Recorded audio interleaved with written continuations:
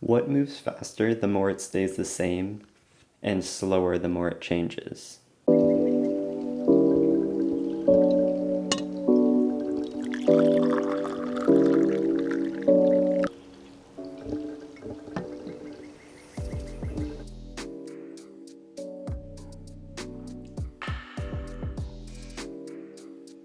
Time. And right now, time seems to be moving faster than ever. It feels like our spring just flew by. How do I remedy that? As a bike racer, routines are everything. I rely on them to make the hard things easier. So the question isn't, should I go out to train today? It's not a question. I'm gonna go out, and all I have to ask myself is what I'm doing. And then when I get into it, if I can remove my mind from the situation, if I can just go into autopilot, those hard sessions become easier. So how do we slow time down? Because it seems like it's moving faster and faster as we move through this pandemic. And I found the key here is to do something different, change things up. And it doesn't have to be drastic. It can be something small, like just changing, maybe you usually go out for that 2-hour ride, make it 3 hours and go somewhere new. And suddenly the time has slowed down. And my goal lately, every few days, is to do something new so that I can just make that time pass a little bit slower. And when you have that presence of mind and you don't know what's coming, it's that state of unknown that makes you more aware and more grateful for everything that happens. It's letting things pass with no judgment. And I can only do that when I'm doing something that I haven't done before. The route you're taking and the weather above you, the terrain, it's all critical. You have to pay attention to your nutrition and your hydration, especially in these hot days. So my goal for today is to go on a really long ride. And it's gonna be, upwards of 100 miles. And I wanna go challenge myself and let my mind slow down and take it in. I've done about 36 miles. I'm not entirely sure what I'm gonna do. I think I'm gonna go up Packmanadnock and probably do around 100. I need to get home for dinner though, because it's Father's Day, so that wouldn't be very nice, missing dinner. And yeah, so it's about 1:40. I'm probably aiming to be back around 6. And yeah, we're in Groton now.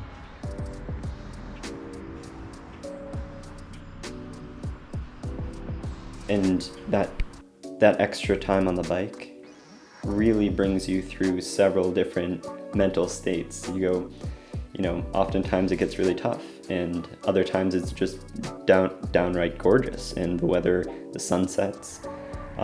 If you're going through, forest, a park, there's always new things to see, and that is magic in and of itself. So it doesn't even have to be long rides too. For example, when we went to the beach, that was something different, something new, and we got to spend the whole day there, and the day crawled by, in part because we woke up early and we got out early. We were on the road by 8 and we got home at 6, and it felt like we were gone for 3 days. There was so much that we got to do and see and experience, and we got to spend time together. So that becomes a memory, and right now creating memories has become more difficult than ever.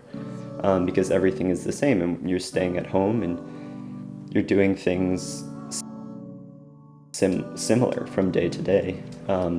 Being able to take that unique day or unique ride, that's what is going to bring time markers into this period. So I found that to be critical right now. So I'm about to climb Packmanadnock, and it's like 90 something degrees, but I'm hoping it's shaded. It's my first time doing it, so I'm gonna pace it pretty moderately because I don't know what it's like. I know that it's about as long as Mount Wachusett, or about as much elevation. I don't know if it's as long. Experiencing new things, even in your day-to-day structure. And, you know, while routines are really important and to keep consistent, especially with training, is invaluable. And it helps motivation because you just know you're ticking off the necessary systems and the necessary training rides that will get you to where you want to go. But at the same time, it becomes suffocating. I mean, suddenly you're like, another week has passed and, you know, haven't really done anything different. It feels like you haven't done anything, even if you've done everything that you need to do. But you just haven't taken that time to slow down and to be in a state of unknown. So right now, that is so important. All we can do right now is try our best to make this time count for however we want it to. For me, it's trying to improve myself, but also, trying to enjoy the time for what it is, because all you can do right now is stay positive and try to promote your growth through the constraints we have. So I don't know, time is a magical thing, and it's if you can take it by the ropes, it really can lead to happiness. But if you let it bring you down, you can get tangled in the ropes and quickly feel like you're drowning. And it's an interesting thing because the more you have of it, the more confusing it becomes. The more things you have filling your time, the less you're aware of the time that you're missing doing other things. So it's a special opportunity to kind of rewire myself and my mind and my thinking of time.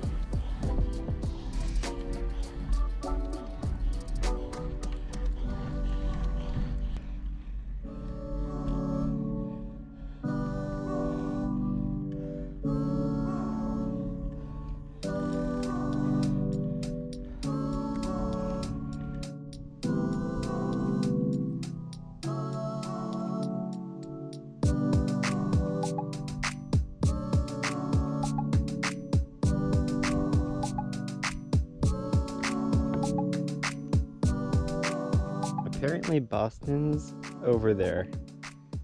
I can't really see it, but we made it to the top. This is Knock.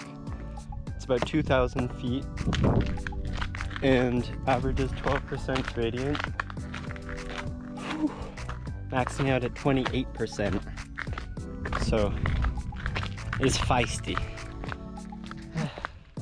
My heart rate was like up to 190 in the end, just because it wasn't even like I didn't want to go that hard.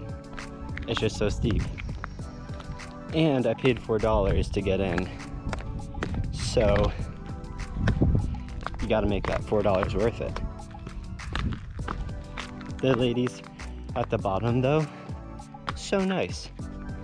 They were checking the weather for me. She was from Winchester, so she was telling me to go to Kimball's after.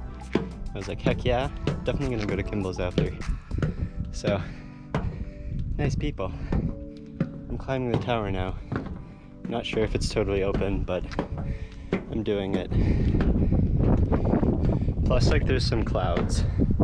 So, we're gonna try to not get caught in a rainstorm. Or at least not until I get down. Oh, that is closed, but, whew. Oh yeah!